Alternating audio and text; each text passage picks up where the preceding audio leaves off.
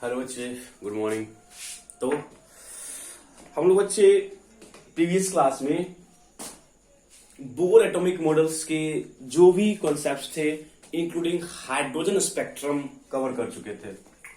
बहुत सारे न्यूमेरिकल्स भी कर चुके। आई होप आपको कोई प्रॉब्लम नहीं होना चाहिए। ठीक है, आज हम लोग है ना नया पार्ट स्टार्ट करेंगे and that part is called de Broglie wavelength.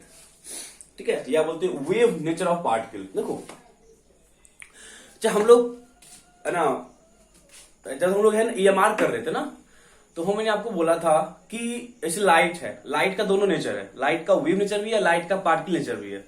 Light के वेव नेचर के कारण क्या क्या होता है पता था ना, इंटरफेरेंस था, रिफ्लेक्शन था, रिफ्रैक्शन था, रेयर फ्रैक्शन था। This all are the behaviour because of their wave nature and because of their particle nature they have photoelectric effect, black body radiation। black body को हम लोग जब तक क्लास में करेंगे हम कहते हैं ना फोटोइलेक्ट्रिक इफेक्ट के थे ना, वहां पे लाइट का पार्टिकल नेचर हम लोग ऑब्जर्व किए थे। पता थे ना पार्टिकल का मतलब क्या होता है कि जब मोमेंटम ट्रांसफर हो, जब क्या हो मोमेंटम ट्रांसफर हो, इन दैट केस हम क्या बोलते हैं पार्टिकल नेचर है। वेव कभी भी मोमेंटम ट्रांसफर नहीं करता है। ठीक है, तो जिस तरीके से हम लोग कहते हैं ना कि लाइट के पास दोनों नेचर है, light have particle as well as wave nature, light है particle as well as wave nature. ठीक है, तो इसी चीज में है ना जब इस चीज का कॉन्सेप्ट आया था, देन डी ब्रॉगली साइंटिस्ट था, वो ये बोला ना ऐसा नहीं है कि सिर्फ लाइट के पास ही है ना वेव नेचर होगा और पार्टिकल नेचर होगा, ऐसा नहीं है। जितने भी फंडामेंटल पार्टिकल्स है, जितने भी फंडामेंटल पार्टिकल्स हैं, that is electron, proton, neutron, including atoms, they all have also wave nature. देखो, वो सारे पार्टिकल तो है, उनके पास पार्टिकल नेचर होगा ही होगा हर हाल में, कोई दिक्कत नहीं है। But apart from particle nature they also have wave nature, they also have wave nature. तो हम कुछ चीज आपको माइंड रखना पड़ेगा। हम फंडामेंटल पार्टिकल्स की बात कर रहे हैं, not bigger size particle. Bigger size particles की बात हम लोग नहीं कर रहे हैं, हम एक फंडामेंटल पार्टिकल्स की बात कर रहे हैं। ठीक है, तो सिंपली हम लिख सकते हैं ना कि अब देखो मतलब इलेक्ट्रॉन, हम शुरू में इलेक्ट्रॉन के लिए बाद में जनरलाइज कर दिया गया कि सपोज कोई इलेक्ट्रॉन है, ये जो किसी स्पीड से मूव कर रहा है, किसी स्पीड से क्या कर रहा है, मूव कर रहा है, एंड जब वो किसी स्पीड से मूव कर रहा होगा तो उसके पास वेव नेचर होगा। क्या बोले, यदि वो किसी स्पीड के साथ मूव कर रहा है देन उसके पास क्या होगा, वेव नेचर होगा। क्या होगा, वेव नेचर होगा। और इसी वाले पार्ट को बाद में बोला गया है ना, बाद में क्या बोला गया है ना, बाद में क्या ना इसको एक ना अलग नाम दे दिया गया, that is called wave mechanical theory of matter. Wave mechanical theory of matter, theory of matter, wave mechanical theory of matter. ठीक है, wave mechanical theory of matter, इसी को एक स्पेशल नाम दे दिया गया किसको, जब डी ब्रॉगली अपने कॉन्सेप्ट को लेके आया था, उसी में हम लोग पढ़ते किसको, डी ब्रॉगली वेवलेंथ को।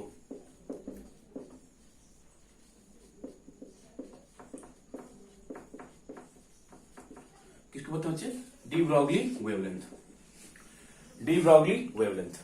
ठीक है, लिखो पहले स्टेटमेंट लिखना statement. According to this theory,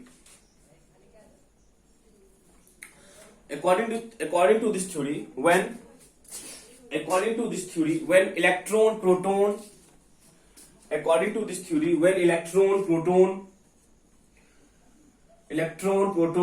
neutron, and even atoms, electron, proton, neutrons, and even atoms, bracket में फंडामेंटल पार्टिकल्स, ब्रैकेट में fundamental particles. According to this theory when electron, proton, neutron और even atoms, bracket में क्या लिखना है, fundamental particles are in motion when electron, proton, neutron, even atoms, fundamental particles in motion, then it has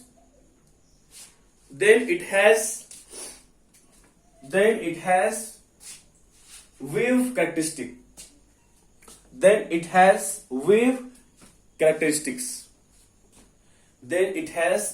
characteristic, meaning क्या बोला, suppose कोई mass m है, suppose कोई मास m है, that is they may be either, suppose कोई बारे देखो, suppose कोई मास m है, कोई पार्टिकल किसी का मास क्या m है, वो क्या कर रहा है ना, किसी स्पीड v के साथ क्या कर रहा है, मूव कर रहा है, किसी स्पीड v के साथ क्या कर रहा है, मूव कर रहा है। उस मास के बारे में हम ये बोलेंगे they may be either electron, proton, neutron, कुछ भी हो सकता है। मतलब किसी स्पीड के साथ क्या कर रहा है, मूव कर रहा है। जब वो किसी स्पीड के साथ मूव कर रहा है, इसके पास क्या होगा, वेव नेचर हो सकता है, इसके पास क्या होगा, वेव नेचर होगा। और जब इसके पास वेव नेचर होगा ना, तो इस तरह से मूव करेगा ना, हम बोलेंगे वो वैसे ही मूव करता है ना, वो वैसे ही मूव करता है। और मतलब क्या बोलेंगे कि सपोज मास m था, वो किसी स्पीड के साथ मूव कर रहा था, हम क्या बोले, डी ब्रॉगली क्या बोला, यदि कोई फंडामेंटल पार्टिकल किसी स्पीड के साथ मूव कर रहा होगा, देन उसके पास वेव नेचर होगा, उसके पास क्या होगा, वेव नेचर होगा। यदि वेव नेचर होगा बच्चे, तो उसका मोशन इसी तरीके से होगा ना, मतलब वही वैसे होता है ना, ऐसे ट्रेवल करता है ना। और जब ट्रेवल करता है, this distance is called lambda, पता है ना, distance between two successive crest और two successive trough is called wavelength. इसको भी क्या बोलते हैं, लेमडा बोलते हैं। And this lambda is called de Broglie wavelength, this is called de Broglie wavelength. De Broglie इसको डिस्कवर किया था, तो क्या बोला, उसको तो यार पता था ना कि जब वेव मूव करता है ना, तो दो सक्सेसिव क्रस्ट के बीच का डिस्टेंस क्या होता है, वेवलेंथ होता है। तो जब वो क्या बोला कि जब इलेक्ट्रॉन मूव करेगा इन the form of wave, in the form of wave, then the successive distance between two crust or two trough, two successive distance between successive crust or trough is called wavelength, and that wavelength is called de Broglie wavelength. तो कभी कभी आपको simple wavelength लिखा रहेगा, कभी कभी D Broglie wavelength लिखा रहेगा। जब भी डी ब्रॉगली वेवलेंथ लिखा रहेगा, तो माइंड में एक चीज तुरंत से स्टक कराना कि ये किसी पार्टिकल्स के लिए आया है, that is mostly for fundamental particles. यदि आप सिंपली आपको वेवलेंथ लिखा हुआ है, then go for wave nature. मतलब सिंपल ना, ये लाइट है, वेवलेंथ पता है, लाइट का वेवलेंथ दिया हुआ, देन ईएमआर वेव की बात कर रहा है वो, ठीक है। पार्टिकल्स की बात कर रहा है, देन वो डी ब्रॉगली की बात कर रहा है। फर्स्ट ऑफ ऑल इस चीज को क्लासिफाई करना सीखो, किस वेवलेंथ की बात कर रहा है। डी ब्रॉगली वेवलेंथ कब यूज करेंगे, व्हेन किसी पार्टिकल्स का, जब किसी पार्टिकल्स के बारे में आपको बोलेगा, ठीक है। सिंपल वेवलेंथ लाइट पे जाना, ठीक है। तो इसको क्या बोलते हैं, डी ब्रॉगली वेवलेंथ, ठीक है। अब लोग इसका कैलकुलेशन कैसे किया, देखो, if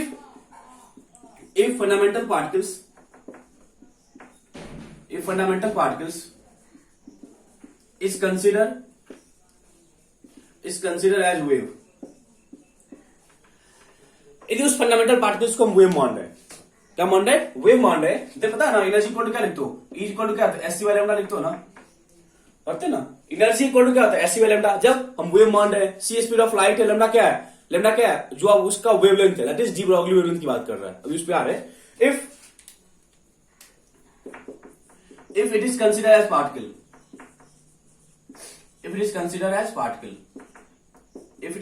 particle, then क्या बोलोगे, E is equal to mc square, Einstein equation क्या होता है, इक्वल टू mc स्क्वायर। किसी पार्टिकल के पास यदि वो स्पीड किसी स्पीड से मूव कर रहा है, and that speed is equal to speed of light, then that has energy equal to mc square, ठीक है। किसी भी पार्टिकल के पास दिस मच एनर्जी होता है अकॉर्डिंग टू आइंस्टाइन इक्वेशन, ठीक है।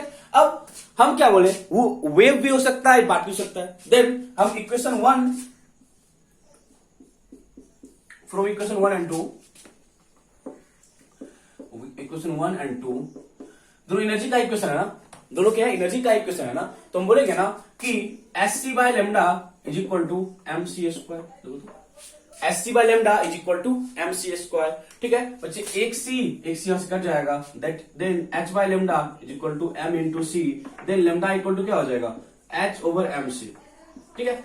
बट समझना, बट ये बोलना कि किसी पार्टिकल का स्पीड लाइट के स्पीड के बराबर है, पॉसिबल, प्रैक्टिकली पॉसिबल नहीं है। होगा तो है ना, क्या करेंगे, सी पुट कर देंगे।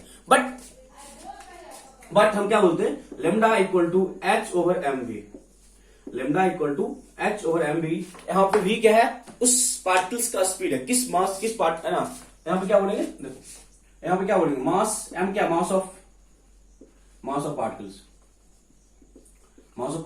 बी क्या है, वेलोसिटी, मतलब किस स्पीड के साथ मूव कर रहा है, velocity of particle.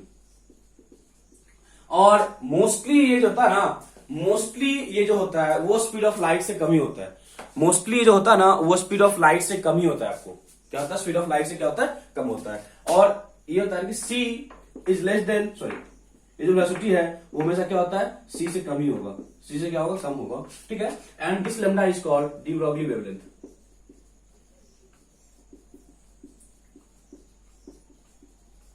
This is called de Broglie wavelength, this is called de Broglie wavelength.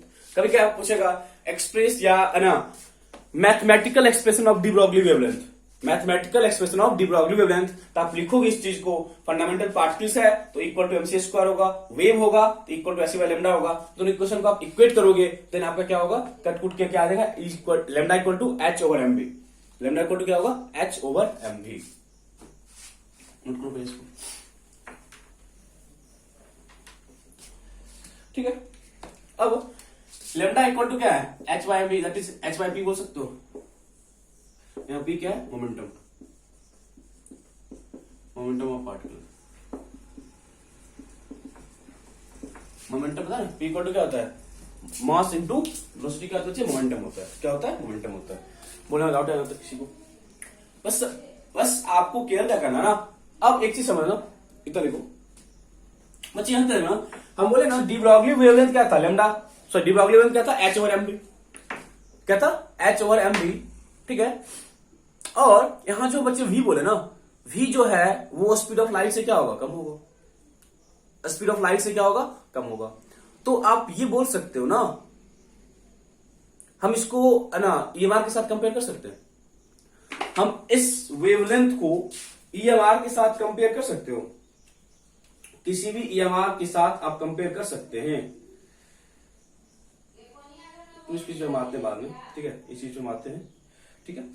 First of all इसको लिख लो, क्या था, h by p, that is de Broglie wavelength is equal to Planck constant over momentum, ठीक है, playing constant over momentum. तो ये तो हम बात किए जब मेरे पास क्या होगा, वेलोसिटी दिया होगा, क्या होगा, वेलोसिटी दिया होगा, तब बात करेंगे। अब इसी में हम है ना डिफरेंट है ना टर्म्स लाते हैं, कब कैसे क्या करेंगे उन चीजों पे हम आते हैं, ठीक है।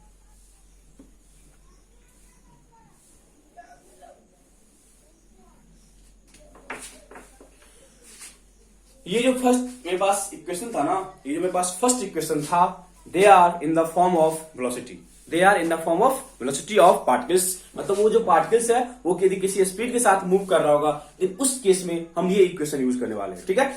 Second form, if kinetic energy of moving particles is given, then de Broglie wavelength,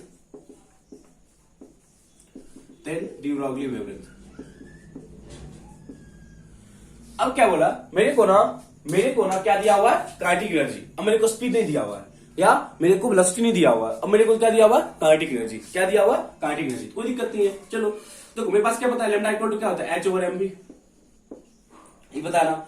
but अब समझना, मेरे को क्या दिया हुआ, काइनेटिक एनर्जी, कितना था, kinetic energy equal to half M B square, kinetic energy क्या था, हाफ एम बी स्क्वायर, ठीक है। अब मेरे को ना एम बी वाले टर्म को, एम इंटू वी वाले टर्म को जब काइनेटिक एनर्जी टर्म में लेके आ जाए तो क्या होगा, मेरा क्वेश्चन सॉल्व हो जाएगा ना। चलो करते हैं, देखो कैसे, तो 2 into kinetic energy equal to M into V square लिख सकते हो ना।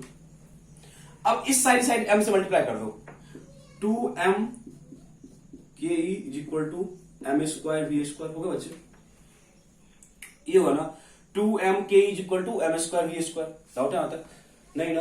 तो आप लिख सकते हो, देखो m into V is equal to under root 2m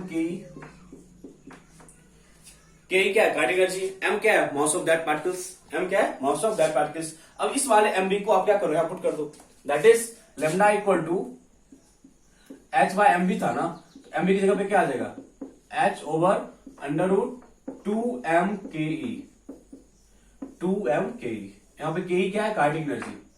it means जब कभी भी मेरे पास किसी मूविंग पार्टिकल्स का, किसी मूविंग पार्टिकल्स का काइनेटिक एनर्जी दिया होगा, देन इन दैट केस हम जो डी ब्रॉगली वेवलेंथ यूज करेंगे, दे आर इक्वल टू, देखो आप रट्टा नहीं लगाना है, आपको बस फर्स्ट फॉर्म याद रखना, लैम्डा इक्वल टू, ये सब है ना आपको डिफरेंट क्वेश्चंस के पार्ट बन जाते हैं, ठीक है। क्वेश्चन क्या बोलेगा, if kinetic energy of a particle, moving particle is E, कुछ दिया होगा, then what is the de Broglie wavelength.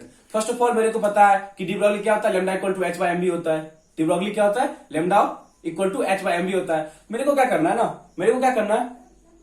पता है, या तो v को आप कन्वर्ट कर लो या डायरेक्ट हम mv को कर लिए, डजंट मैटर, कोई दिक्कत नहीं है, बस आपको रिप्रेजेंटेशन आना चाहिए। याद करना पॉसिबल नहीं है, 1 सेकेंड लगेगा आपको ड्राइव करने में, ठीक है। काइनेटिक एनर्जी इक्वल टू कितना, हाफ एम स्क्वायर, हमको m इंटू वी को हम इस टर्म में लेके आ रहे हैं, क्या दिक्कत है, कोई दिक्कत है, मास आपको दिया रहेगा, मास बोला कि है ना, काइनेटिक एनर्जी दिया है, अब मास आपको दिया रहेगा। हम क्या बोले, मोस्टली बच्चे हम इस केस में हम बात करते इलेक्ट्रॉन की, मोस्टली डी ब्रॉगली वाले पार्ट में ना हम बात करते किसकी, इलेक्ट्रॉन की। जब मोस्ट ऑफ इलेक्ट्रॉन की बात करते हो क्या दिक्कत है, जब हम लोग इलेक्ट्रॉन की ही बात कर रहे हैं, बात किसे कर रहे हैं, इलेक्ट्रॉन की बात कर रहे हैं, जब हम इलेक्ट्रॉन की ही बात करें क्या फर्क पड़ता है, हमेशा क्या लेंगे, मास कितना होता है इलेक्ट्रॉन का, 9.1 इंटू कितना, 10⁻31 kg, मास केजी में लेना होता है ना, बिकॉज हम काम कहां कर रहे हैं, एम कैस यूनिट में काम कर रहे हैं, ठीक है। तो डाउट है किसी को, डायरेक्ट ये सब क्वेश्चन फ्रेम हो रहे हैं, डी ब्रॉगली पे आपको क्वेश्चन फ्रेम हो रहा है कि जब किसी पार्टिकल्स का स्पीड आपको दिया, सॉरी किसी पार्टिकल्स का काइनेटिक एनर्जी दिया हुआ है, in that case de Broglie wavelength क्या होगा, इन that case de Broglie wavelength क्या होने वाला है, डाउट है।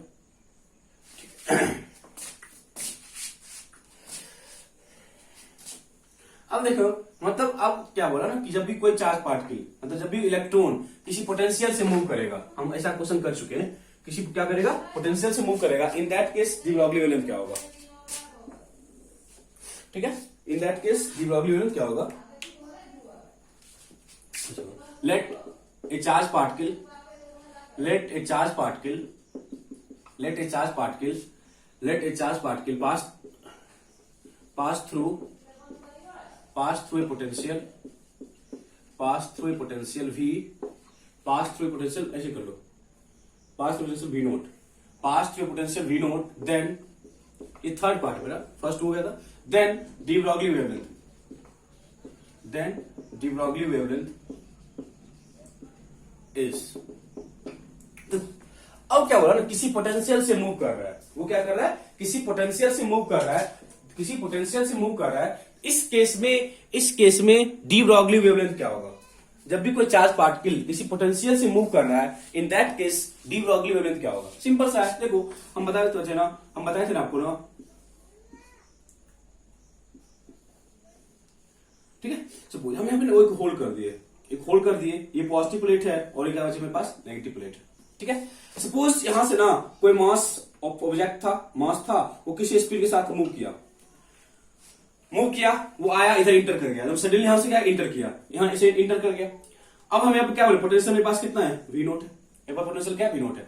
वो जो पार्टिकल्स था, वो जो चार्ज पार्टिकल था, इलेक्ट्रॉन होगा, मोस्टली इलेक्ट्रॉन ही होता है, चार्ज पार्टिकल था, वो क्या किया, इस अंदर आया, मूव कर रहा होगा, बच्चे कोई पॉइंट होगा ना, बिकॉज ऑफ दिस प्लेट यहाँ पे क्या है, नेगेटिव चार्ज है, जो इलेक्ट्रॉन अंदर इंटर किया होगा उसके पास भी क्या नेगेटिव चार्ज है, कोई एक ऐसा पॉइंट आएगा जहां उसका मोशन क्या स्टॉप हो जाएगा, पढ़े ना स्टॉपिंग पोटेंशियल, बच्चे हम स्टॉपिंग पोटेंशियल पढ़े, किसमें, फोटोइलेक्ट्रिक इफेक्ट में हम लोग स्टॉपिंग पोटेंशियल पढ़े, एग्जैक्टली सेम ही कॉन्सेप्ट है। When charge particle move through potential V, pass through, जो चार्ज पार्टिकल था अंदर आया, पोटेंशियल कितना है, वी, पोटेंशियल क्या कर रहा है, मूव कर रहा है, ठीक है। कोई एक ऐसा पॉइंट आएगा जहां पे उस ऑब्जेक्ट का या उस चार्ज पार्टिकल का जो काइनेटिक एनर्जी था वो क्या होगा, जीरो होगा। जिस पॉइंट पे उसका काइनेटिक एनर्जी जीरो होगा, एट द सेम पॉइंट उसका जो है ना पोटेंशियल एनर्जी था वो कितना हो जाएगा, Q इंटू वी। बता ना, जब भी कोई चार्ज पार्टिकल किसी पोटेंशियल से मूव करता है, then they have potential energy is equal to Q into V. हम इस चीज को कर चुके हैं, देखो तो इट मीन्स क्या लिखेंगे, किस पॉइंट पे जिस पॉइंट पे काइनेटिक एनर्जी जीरो होगा, उस पॉइंट पे इसका सारा का सारा काइनेटिक एनर्जी कहां कन्वर्ट हो जाएगा, उस पॉइंट पे इसका सारा का सारा काइनेटिक एनर्जी कहां कन्वर्ट हो जाएगा, कहां होगा कन्वर्ट, इसके पोटेंशियल एनर्जी में कन्वर्ट हो जाएगा। क्या दिक्कत, ठीक है। देखो काइनेटिक एनर्जी कितना होगा, हाफ एम स्क्वायर, काइनेटिक कितना होगा, हाफ एम स्क्वायर। सपोज हम बोले ना, देखो यहां से मूव कर रहा है, सपोज इस पॉइंट पे जो इसका काइनेटिक एनर्जी था वो किसका होगा, पोटेंशियल के, क्योंकि इस पॉइंट के बाद ये और नजदीक नहीं जाएगा, जब ये और नजदीक नहीं आएगा तो रिटर्न बैक होगा, क्या होगा, रिटर्न बैक होगा, और जिस पॉइंट पे रिटर्न बैक होगा उस पॉइंट पे कुछ सेकंड के लिए इसके पास जो काइनेटिक एनर्जी था वो जीरो हुआ होगा। जिस पॉइंट पे इसका काइनेटिक एनर्जी जीरो हुआ होगा तो उसी पॉइंट पे इसका सारा का सारा एनर्जी कहां कन्वर्ट हुआ होगा, इसके पोटेंशियल एनर्जी में कन्वर्ट हो गया होगा, ठीक है। तो हम क्या बोलेंगे, यहां पे क्या लिखोगे, Q इंटू वी लिखोगे बच्चे, क्योंकि जो चार्ज पार्टिकल था उसका Q क्या है, चार्ज है, Q क्या है, चार्ज है, V क्या पोटेंशियल है, Q क्या है, चार्ज है, V क्या पोटेंशियल है। अब देखो यही बच्चे, यही क्या है, काइनेटिक एनर्जी है ना, this one kinetic energy, kinetic equal to कितना, क्यू इंटू वी। वी आप सॉरी वी नोट कर लो, कंफ्यूज हो जाओगे में। वी नोट क्या पोटेंशियल, क्यू क्या है चार्ज, क्यू क्या है चार्ज, ठीक है ना। मेरे पास जो डी ब्रॉगली का नहीं था, de Broglie lambda equal to H over under root 2m K था, यही था ना। लेमडा इक्वल टू क्या था, एच ओवर 2m के। अब क्या करो ना, in the place of kinetic energy, in the place of kinetic energy क्या पुट कर दो, क्यू इंटू वी पुट कर दो, क्या दिक्कत है। काइनेटिक एनर्जी का भी क्या पुट कर दो, क्यू इंटू वी पुट कर दो। That is lambda equal to H over under root 2m Q into V note. वो डाउट है, देखना डाउट है। Lambda equal to H over under root 2m Q into V. यहां पर बच्चे Q क्या है, यहां बच्चे क्यू क्या है, क्यू क्या है, charge, charge on particles, and V note क्या है, potential, potential through it move, potential through it move, and m क्या है, mass of that particle, mass of that particle, mass of that particle. आप जैसे note करो, समझ के note करना, कहीं किसी पॉइंट डाउट है तो पूछो, समझ के नोट करना, किसी पॉइंट में डाउट है तो पूछ लेना।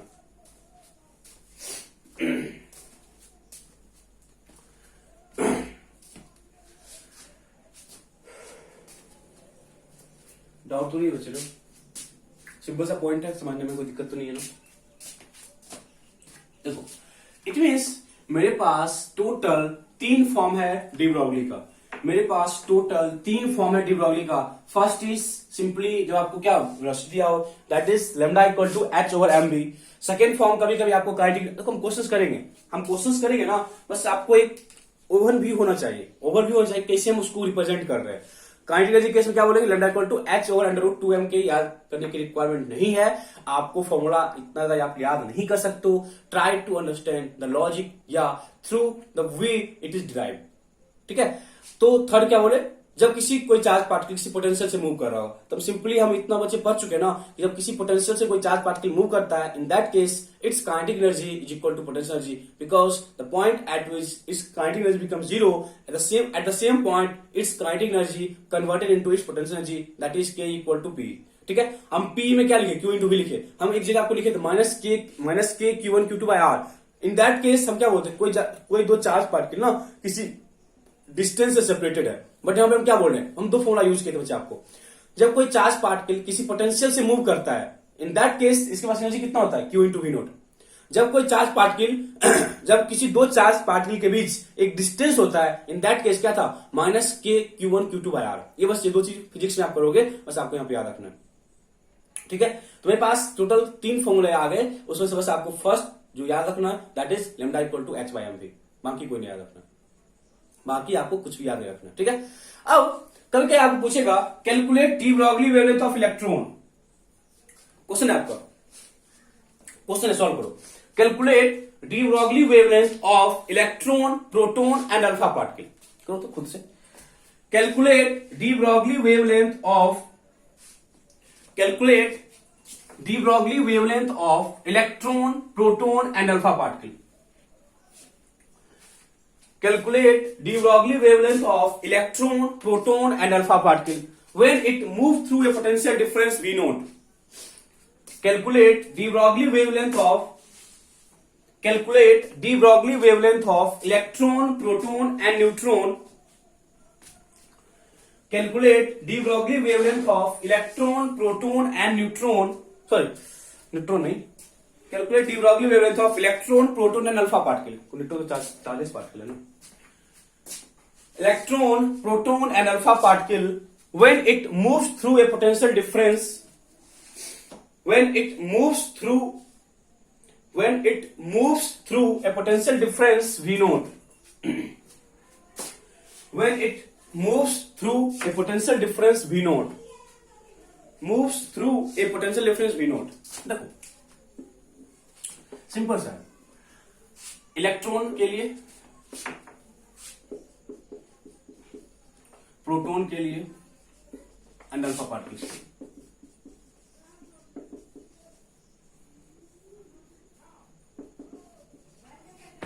ठीक है, बोला हर एक चार्ज पार्टिकल का जो मूवमेंट है वो किसी पोटेंशियल डिफरेंस v नोट से है।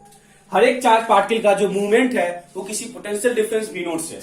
ठीक है, तो चलो हमारे पास फॉर्मूला लैम्डा इक्वल टू क्या आता है, h over under root 2m q into v note, ये फॉर्मूला है ना।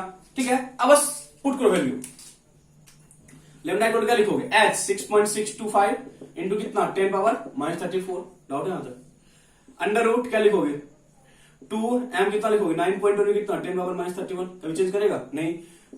1.6 इंटू कितना 10 पावर माइनस 19 इंटू कितना v नोट आपको जब देगा तो पुट कर देंगे। ठीक है, पुट कर दोगे ना। आ जाओ प्रोटॉन पे, कितना था प्रोटॉन का, एक फॉर्मूला ही होगा ना, lambda equal to under root 2m q into v note.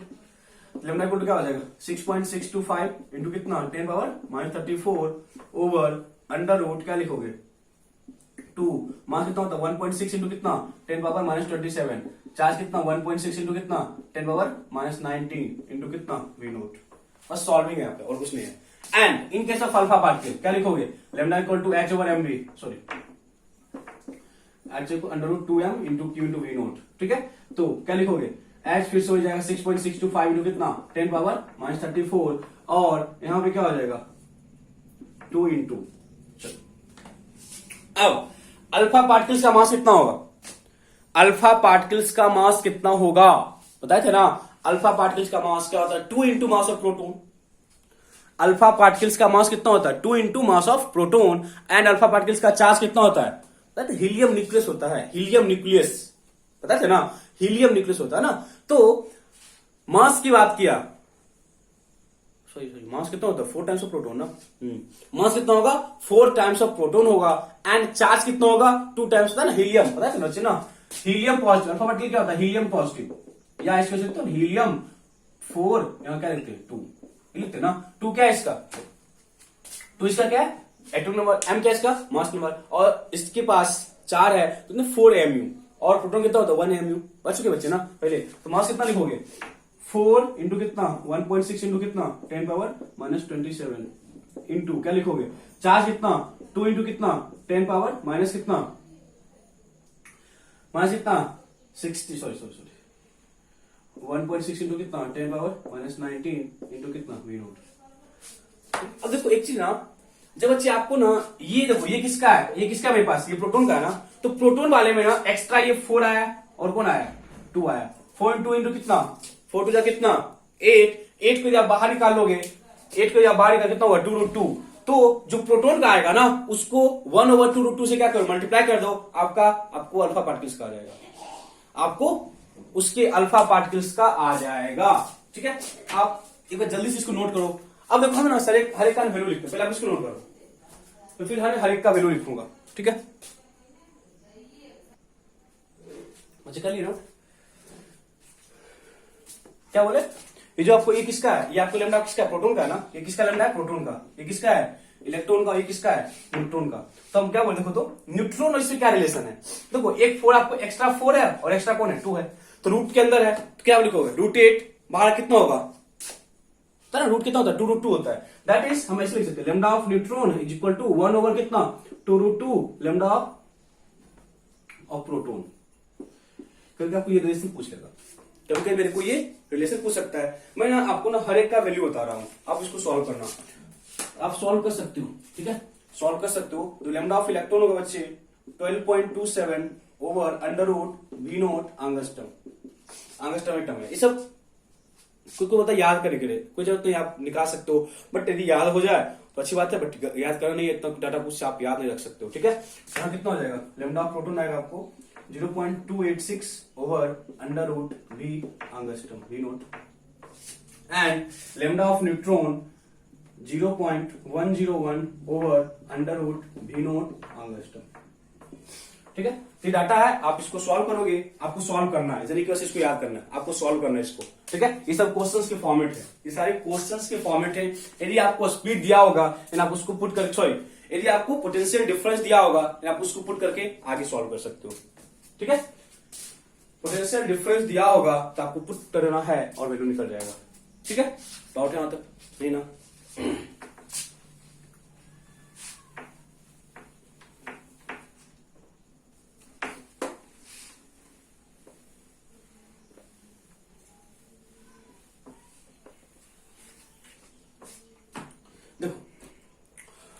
बच्चे ना, आप पता है डी है ना, वे है ना, जो बोर था ना, बोर एक कॉन्सेप्ट बोला था कि around the nucleus there are infinite number of orbitals, around the nucleus there are infinite number of orbitals, but electron revolve in only that orbit whose angular momentum is integral multiple of h/2 pi. पता है हम bore के postulate में हम इस चीज को बताए थे, और हम जब हम बोर्ड में डिफरेंट डिफरेंट टर्म्स निकाले थे, that is radius, velocity, energy, तो हम मैंने इस पॉइंट को डिस्कस किया था।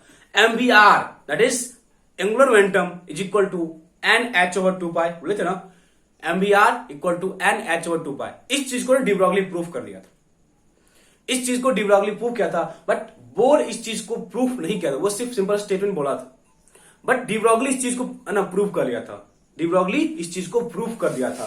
Topic Bohr theory versus de Broglie equation, Bohr theory versus de Broglie wavelength.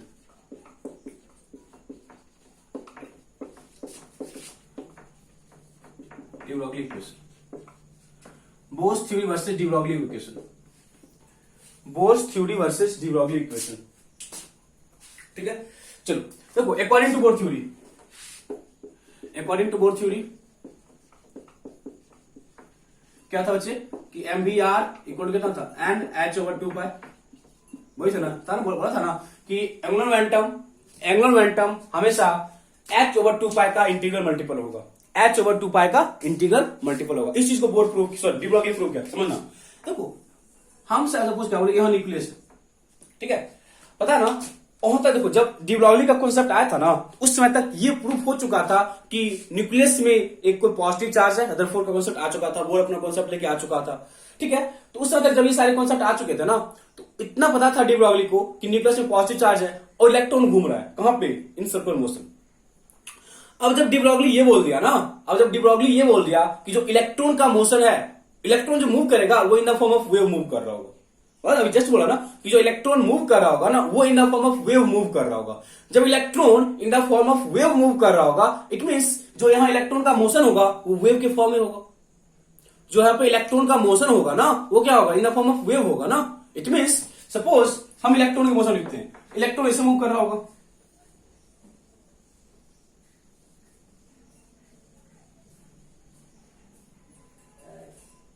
ऐसे मूव कर रहा होगा ना, तो सिस्टमैटिक बना लेना। हम क्या बोले, इलेक्ट्रॉन, यदि इलेक्ट्रॉन मूव कर रहा होगा अकॉर्डिंग टू डी ब्रॉगली, यदि इलेक्ट्रॉन मूव करता है वो इन द फॉर्म ऑफ वेव करता है। हम इन द फॉर्म ऑफ वेव बना दिए ना।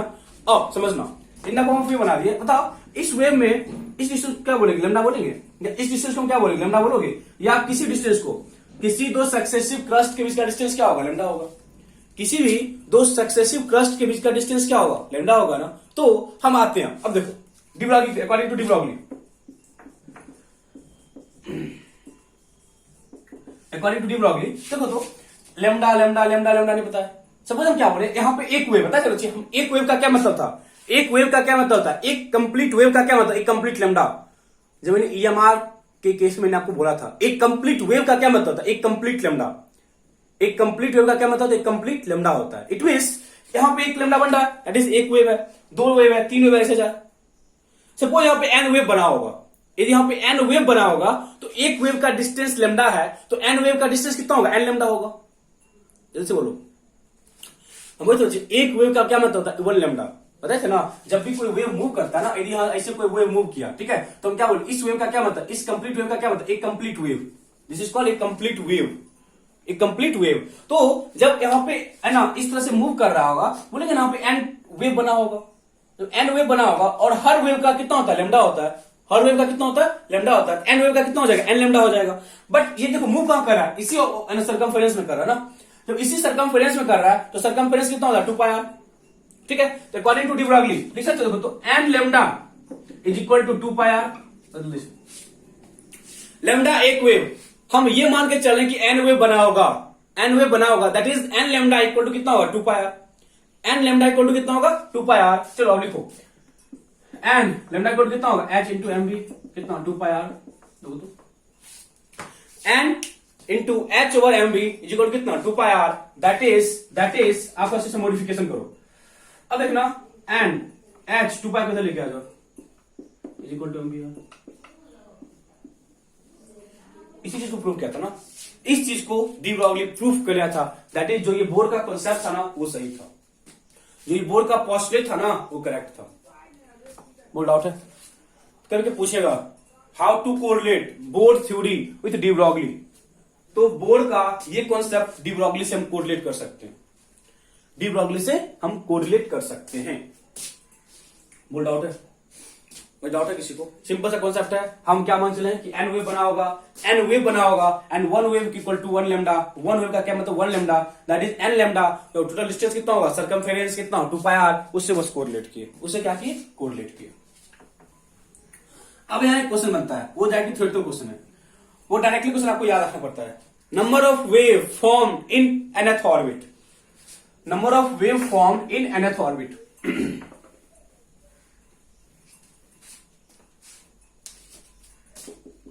number of wave formed in nth orbit, number of wave formed in nth orbit, number of wave formed in nth orbit, मतलब nth orbit में कितना wave form होगा। ठीक है, देखो number of wave formed equal to circumference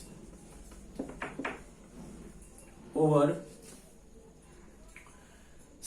lambda, बोलोगे ना। Number of wave formed, number of wave form कितना होगा, उसका सर्कमफेरेंस निकाल लो और क्या लिखोगे, वेवलेंथ। सर्कमफेरेंस और क्या लिखोगे, वेवलेंथ लिखोगे ना। बोलो कितना था सर्कमफेरेंस, 2 पाई आर, वेवलेंथ कितना, lambda, that is 2 pi R, lambda कितना होता है, h ओवर mv, लैम्डा कितना होता है, h over mv, that is क्या लिखोगे, 2 pi are into M we और कितना एच, दैट इज, अब देखना अब लिख सकते, देखो तो 2 pi into M B R is equal to कितना, एच, ये है ना। अब M B R equal to क्या होता है, N H over 2 pi, M B R equal to क्या होता है, एन एच ओवर 2 पाई, तो इसको वैल्यू पुट करो, इसको वैल्यू पुट करो क्या, 2 पाई एम बी आर क्या लिखेंगे, M B R equal to क्या लिखेंगे, M B R equal to क्या लिखोगे, एक minute, N H over 2 pi लिखोगे ना, और क्या है, एच है, एच एच कैंसिल होगा, 2 पाई 2 पाई कैंसिल कितना होगा, एन। मतलब किसी भी ऑर्बिट में जो वेव फॉर्म होगा वो उस ऑर्बिट का नंबर होगा, किसी भी ऑर्बिट में जो वेव फॉर्म होगा, बोले ना number of wave form in nth orbit equal to क्या है, एन आया। इट मीन जिस भी ऑर्बिट की बात कर रहा है, यदि फर्स्ट ऑर्बिट की बात किया तो वहां पे एक वेव फॉर्म होगा, सेकेंड ऑर्बिट की बात किया तो वहां पे 2 वेव फॉर्म होगा, थर्ड में 3 वेव, 4 में 4 वेव फॉर्म होगा। हम इस प्रूफ के देखो क्या, नंबर ऑफ वेव कितना फॉर्म होगा, नंबर ऑफ वेव कितना, बोले तो ना देखो हम बोले थे ना कि सपोज ऐसे मूव कर रहा है, ऐसे मूव कर रहा है, ऐसे मूव कर रहा है, इसको हम एक वेव बोले थे ना, इसको क्या बोले, एक वेव बोले, नंबर ऑफ वेव निकालो, वही ना, एन लैम्डा इक्वल टू क्या था, सर्कमफेरेंस था, तो लैम्डा क्या था, नंबर ऑफ वेव था, तो है ना, नंबर ऑफ सॉरी एन क्या था, नंबर ऑफ वेव था, तो number of wave equal to कितना हो जाए, सर्कमफेरेंस और वेवलेंथ, ये बोलोगे ना। सपोज एक वेव में क्या है, एक लैम्डा है, टोटल डिस्टेंस कितना है, 2 पाई आर, और एक में कितना है, लैम्डा है, मैथमेटिकल है, 2 पाई ओवर क्या करोगे, लैम्डा करोगे, 2 पाई आर ओवर क्या करोगे, लैम्डा करोगे। उसके हेल्प से हम ये निकाल लिए कि किसी भी ऑर्बिट में जो वेव फॉर्म होगा वो उस ऑर्बिट का नंबर होगा। ऐसा क्या बोले, किसी भी ऑर्बिट में जो वेव फॉर्म होगा ना वो उस ऑर्बिट का नंबर होगा। लिखना नंबर ऑफ, इसको लिखने वाले का नोट करके, बहुत इंपॉर्टेंट है, डायरेक्टली क्वेश्चन पूछता है। Number of wave form in any orbit, number of wave formed in any orbit is equal to, number of wave formed in any orbit is equal to, number of wave formed in any orbit is equal to number of that orbit, number of wave formed in any orbit is equal to, number of wave formed in any orbit is equal to number of that wave, so number of that orbit, number of that orbit, that is in first orbit, wave form, number of wave formed is equal to 1, that is in first orbit, number of wave formed is equal to 1, that is in first orbit number of wave formed is equal to 1, as well as, and number of wave formed in first orbit is equal to 1, and also in number of, and also in second orbit, number of wave formed is equal to 2. And also in second orbit, number of wave formed is equal to 2. And also in second orbit, number of wave formed is equal to 2. Clear है ना? मतलब जिस भी orbit की बात करेगा उस orbit में उतना ही वेव क्या होगा, फॉर्म होगा. जिस ऑर्बिट की बात करेगा उस ऑर्बिट में उतना ही वेव. हम इसको ड्राइव भी कर चुके. कभी कभी पूछेगा इसको ड्राइव करने के लिए how to find number of wave in nth orbit. ठीक है, बोर्ड में आ सकता है क्वेश्चन. ठीक है, बोर्ड में तरह के क्वेश्चन पूछ सकते हैं. तो उसको ना आपको लॉजिक पता होना चाहिए, किस लॉजिक से आप प्रोसीड कर रहे हो. आया समझ?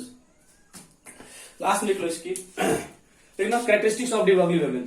लास्ट है, हम इसकी न्यूमेरिकल्स करेंगे नेक्स्ट पार्ट में. न्यूमेरिकल्स का एक अलग पार्ट हूं. लिखना characteristics of D Broglie wavelength. Characteristics of D Broglie wavelength. Characteristics of D Broglie wavelength. First point, they are not energy carrier. They are not energy carrier. They are not energy carrier. बच्चे जैसा कि मैंने आपको बोला था ना, जब हम लोग EMR की बात करते थे, EMR क्या था, एक एनर्जी कैरियर था. जैसे हम क्या बोले, यदि बल्ब से आपको लाइट आया तो बल्ब से यदि वेव निकल रहा ना, तो वो जो वेव है ना, इन द फॉर्म ऑफ एनर्जी मेरे पास पहुंचता है. इन द फॉर्म ऑफ एनर्जी मेरे पास पहुंचता है. बट ये एनर्जी का जो कॉन्सेप्ट है वो डी ब्रॉगली के लिए आप यूज नहीं कर सकते हो. इट मीन्स यदि अभी कभी आपको डी ब्रॉगली वेवलेंथ दिया हुआ है तो इतना ज्यादा दिमाग मत लगा लेना. By the help of that energy we can not find energy, that is हम equation equal to S C by lambda use नहीं कर सकते. बिकॉज डी ब्रॉगली जो वेवलेंथ है, de Broglie wavelength is not energy carrier. De Broglie wavelength is not energy carrier. That is हम वहां पे is equal to S C by lambda का concept use नहीं कर सकते. Because equal to S C by lambda का concept कब use होता है, when there is wave nature of light, and that light and that wave is energy carrier. It means वो energy को कैरी करता है, बट डी ब्रॉगली वेवलेंथ कभी भी एनर्जी को कैरी नहीं करता है. It means they are not energy carrier. Second point, they need medium for propagation. They need medium for the propagation. They need medium for propagation. हम बोलते ना आपको वहां पे, कहां पे, वेव EMR को मूव करने के लिए मीडियम की रिक्वायरमेंट नहीं होती है. बट डी ब्रॉगली वेवलेंथ को मूव करने के लिए मीडियम की रिक्वायरमेंट होगी. इट मीन्स ये वैक्यूम में मूव नहीं करेगा. इसको एक प्रॉपर मीडियम की रिक्वायरमेंट होती है. ठीक ना. D Broglie wavelength is applicable only for fundamental particles. D Broglie wavelength is applicable only for fundamental particles. D Broglie wavelength is applicable only for fundamental particles. De Broglie wavelength is applicable only for fundamental particles.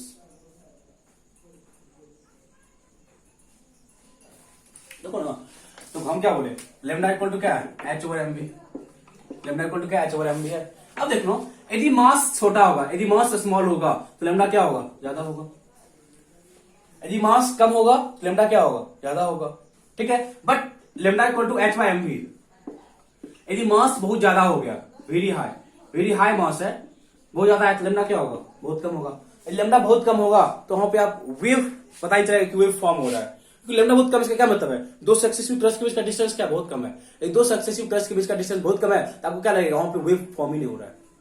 वहां पे wave क्या हो रहा है, form नहीं हो रहा है. इसलिए क्या बोला कि जो बोला कि डी ब्रॉगली वेवलेंथ जो एप्लीकेबल है only for fundamental particles. It means जिसका मास क्या बहुत कम है, that is electron, proton, neutron का मास क्या बहुत कम होता है. यदि वो मास बहुत कम है तो वहां पे हम वेव ऑब्जर्व कर पाते हैं. बट किसी एक कंसेप्टिव क्वेश्चन है, एक ना हैवी ट्रक है, इस एक हैवी ट्रक के लिए हम डी ब्रॉगली वेवलेंथ क्यों नहीं एज्यूम करते. Because in case of heavy truck उसका मास क्या बहुत ज्यादा है. बिकॉज ऑफ देयर हेवियर मास जो वहां पे वेवलेंथ होगा बहुत ही कम होगा, इस करके हम वहां पे वेवलेंथ ऑब्जर्व नहीं करते. ठीक है, तो आगे लिख सकते हो, बिकॉज लिखो ना, D Broglie wavelength is applicable only for fundamental particles, that is electron, proton, neutron and atoms.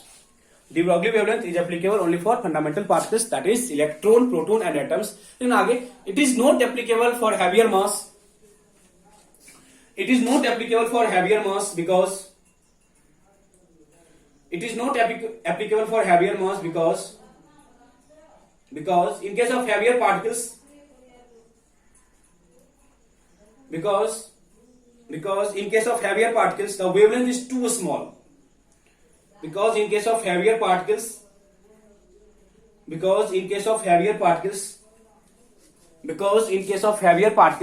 the wavelength is too small, बहुत छोटा हो जाता है, इस करके हम इसको फंडामेंटल पार्टिकल्स के लिए ही मान के चलते हैं। तो अब यहाँ पे ये भी था ना, इतना हो गया। सिंपली क्या बोले कि है ना, इसमें आप ये यार है ना, जो डी ब्रॉगली वेवलेंथ है they are not energy carrier. Second क्या बोले, इसको मूव करने के लिए मीडियम की रिक्वायरमेंट होती है, मतलब they do not propagate in vacuum, it means इसको है ना मूव करने के लिए मीडियम की रिक्वायरमेंट होती है। और नेक्स्ट क्या बोले कि ये जो एप्लीकेबल है ओनली फॉर फंडामेंटल पार्टिकल्स। अब देखिए एक और चीज बताया था ना आपको हम ईएमआर में, कि जो ईएमआर होता है ना, दे जनरेट कब, इन electric field and magnetic field. It mean जो उसका जनरेशन होता है ना, उसके लिए मैग्नेटिक और इलेक्ट्रिक फील्ड का होना जरूरी है। बट डी ब्रॉगली वेवलेंथ या डी ब्रॉगली वेव के जनरेशन के लिए, डी ब्रॉगली वेव के जनरेशन के लिए हमें किसी भी इलेक्ट्रिक फील्ड या मैग्नेटिक फील्ड की रिक्वायरमेंट नहीं होती है। लास्ट पॉइंट कर लिखना, लास्ट पॉइंट कर लिखना। For D Broglie wavelength we do not require any electric field. For de Broglie wavelength we do not require any electric field or magnetic field. For de Broglie wavelength we do not require any electric field or magnetic field. For de Broglie wavelength we do not require any electric field or magnetic field. We do not require any electric field or magnetic field. ठीक है, तो ये मेरे पास D Broglie wavelength का जो theoretical concept था ये था। ठीक है, एक क्लास हम लोग इसके न्यूमेरिकल्स पे लगाएंगे, 5-6 के राउंड न्यूमेरिकल्स करेंगे। ठीक है, फिर हम लोग मूव कर जाएंगे हाइजेनबर्ग वाले कॉन्सेप्ट पे। ठीक है, तो जितने भी कॉन्सेप्ट यहाँ पे हम आए थे उसको अच्छे से वो गो थ्रू हो जाना, तब जाके आपके आपसे न्यूमेरिकल स्मूथली सॉल्व हो जाएगा। बस कॉन्सेप्चुअल है ना। स्पीड के केस में क्या होगा, काइनेटिक एनर्जी केस में क्या होगा, वेलोसिटी के केस में क्या होगा, कब एप्लीकेबल नहीं है। एनर्जी का फॉर्मूला आप नहीं लगा सकते because they are not energy carrier. Medium की रिक्वायरमेंट होती है प्रोपगेट करने के लिए, इट मीन उसका जो स्पीड होगा वो स्पीड ऑफ लाइट से हमेशा कम ही होगा। ये सब चीज आप यहाँ पे अज्यूम कर सकते हो। और लास्ट में क्या बोले कि जो डी ब्रॉगली वेवलेंथ है they are applicable for fundamental particles, not for heavier mass, because यदि हम हैवियर मास की बात करते हैं तो वहां पे जो वेवलेंथ होगा वो छोटा हो जाएगा, इसलिए हम वहां पे एक वेव ऑब्जर्व भी नहीं कर पाते। Okay, thank you. हम लोग मिलेंगे नेक्स्ट क्लास में with some interesting numericals on de Broglie wavelength. Thank you.